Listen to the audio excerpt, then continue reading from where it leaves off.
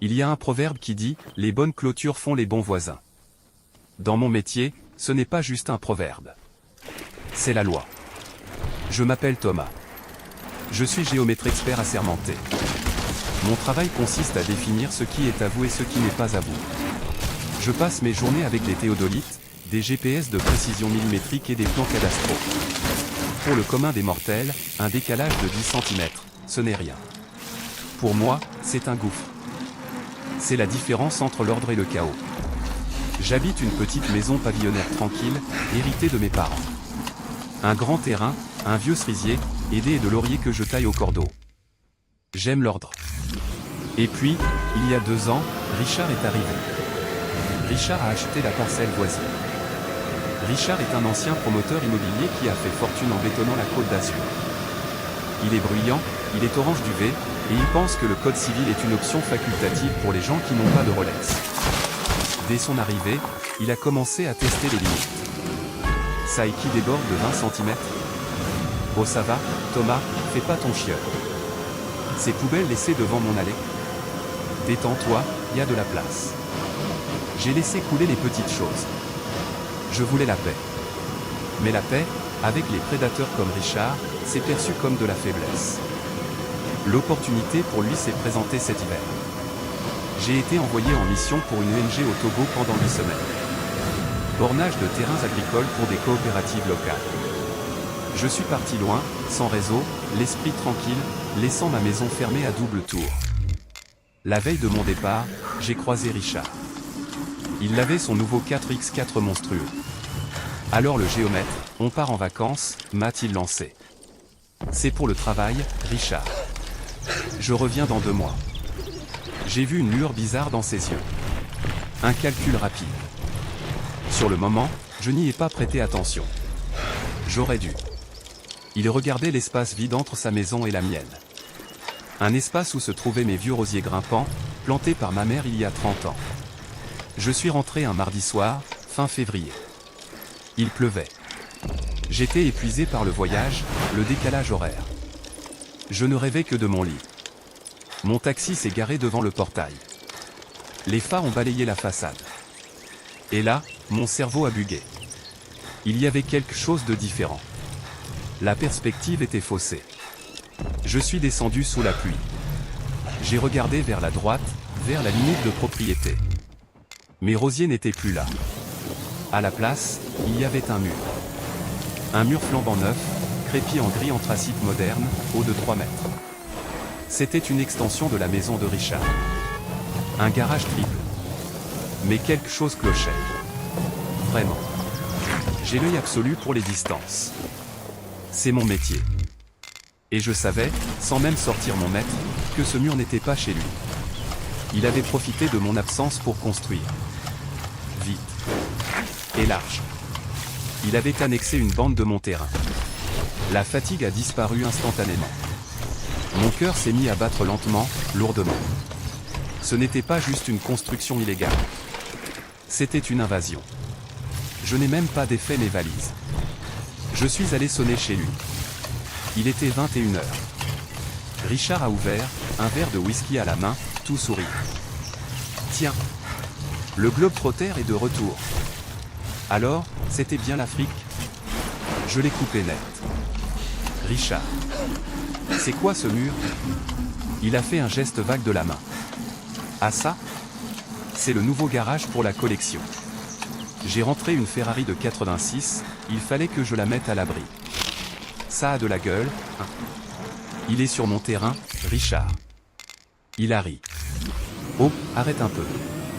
J'ai dû déborder un chouïa pour les fondations. Quoi? 50 cm?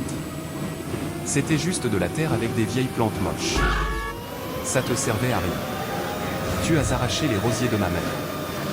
Il a soupiré, comme s'il parlait à un enfant capricieux. Il a posé son verre, a sorti son portefeuille de sa poche arrière. Il en a sorti une liasse de billets de 50 €. Il m'a tendu 500 €. Écoute Thomas. On va pas se fâcher pour de la mauvaise herbe. Tiens. Prends ça. Achète-toi de nouveaux rosiers, ou une télé, je m'en fous. Et on considère que je t'ai racheté la bande de terrain. Allez, sois bon joueur. J'ai regardé les billets. J'ai regardé son sourire suffisant. Il pensait vraiment que tout s'achetait. Il pensait que parce que j'avais une petite maison et lui une villa, il pouvait m'écraser avec son portefeuille.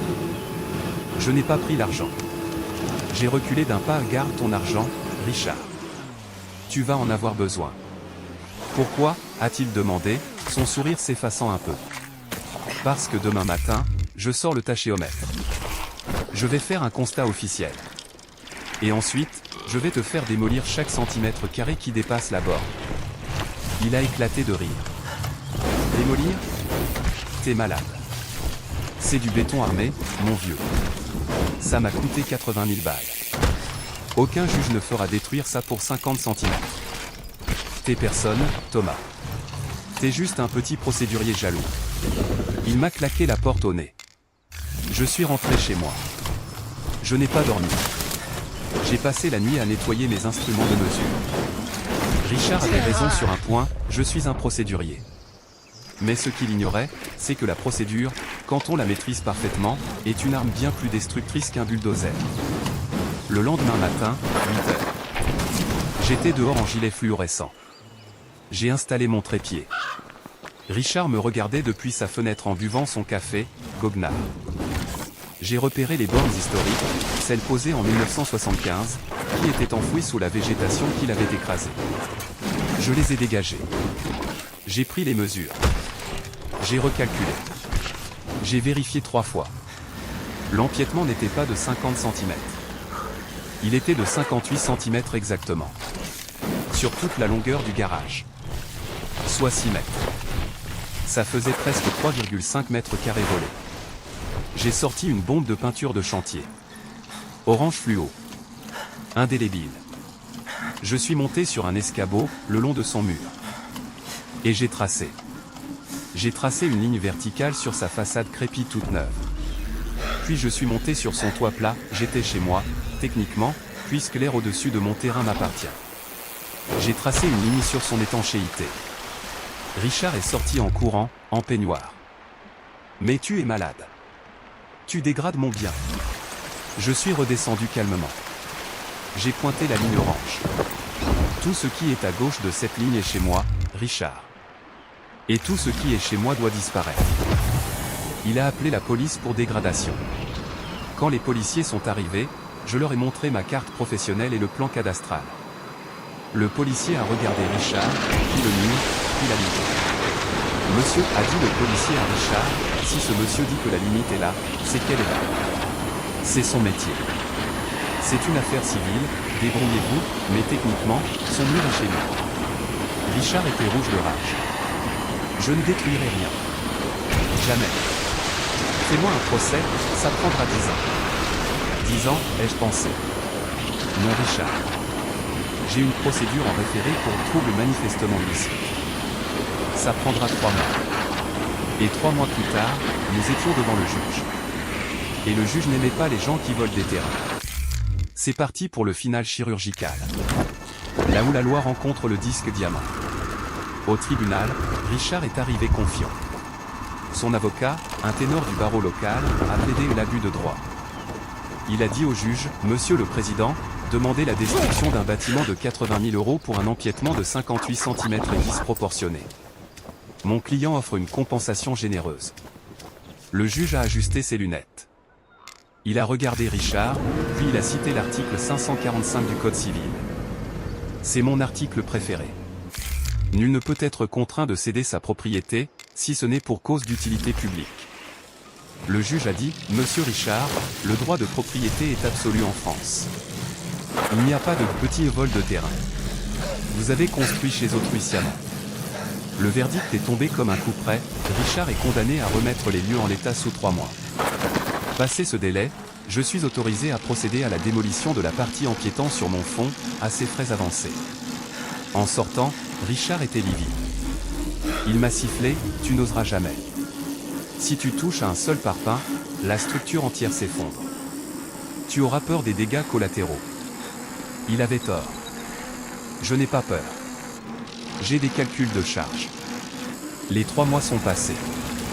Richard n'a rien fait. Il pariait sur mon inertie. Il pensait que j'allais revenir négocier pour de l'argent. Le dernier jour du délai, à minuit, rien n'avait bougé. Le lendemain matin, à 7h30 précise, 2 camions se sont garés devant chez moi. Pas des bulldozers. Non, c'est trop grossier. C'était une entreprise spécialisée dans la découpe de béton armé par sciage au câble diamanté. C'est ce qu'on utilise pour découper des ponts ou des bunkers. Précision, 2 mm. J'avais aussi convoqué un huissier de justice pour superviser l'opération.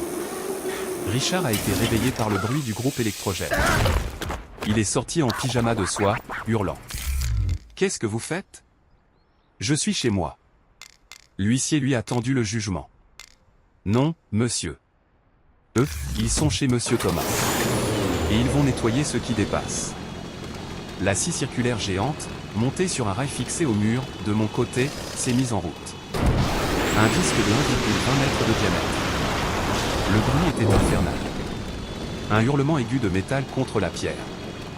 Le disque a mordu le crépi en face. Il a traversé le parpaing. Il a traversé l'isolation en laine de verre. Il a traversé le placo intérieur. Il a traversé le carrelage italien du sol. Richard regardait, impuissant, les mains sur la tête. Il voyait son garage se faire trancher comme une miche de pain. Le moment le plus satisfaisant, quand la scie a atteint l'établi en chaîne massive qui était fixé au fond du garage. Zizi. L'établi a été coupé en deux. Les outils qui étaient dessus sont tombés au sol dans un fracas métallique. La découpe a duré 4 heures.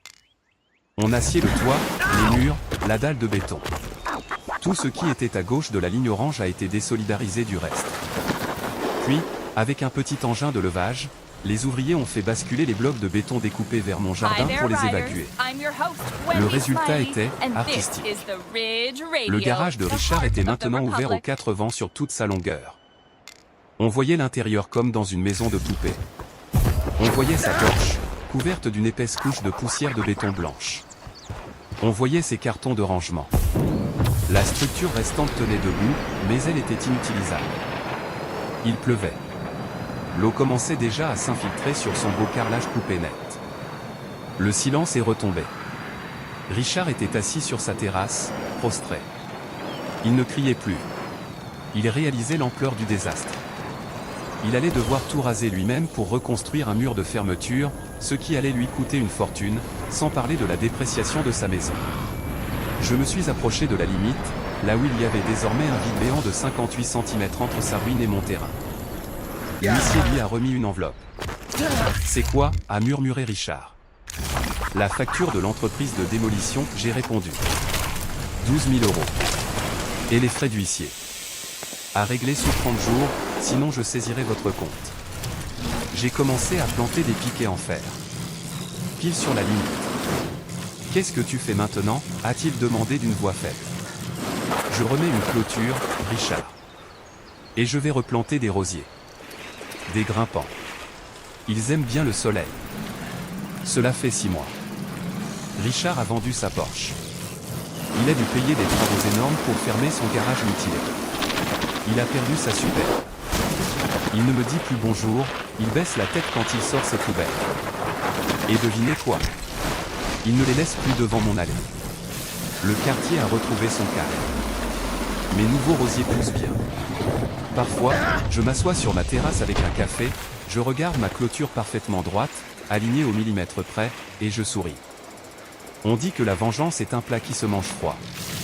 Moi je dis que la justice est un plat qui se mange avec une précision géométrique. N'oubliez jamais, votre terrain, c'est votre royaume. Ne laissez personne, jamais, vous prendre un seul centimètre. Si cette histoire vous a plu, abonnez-vous. La prochaine fois, je vous raconterai comment j'ai géré un promoteur qui voulait me forcer à vendre ma maison. À bientôt.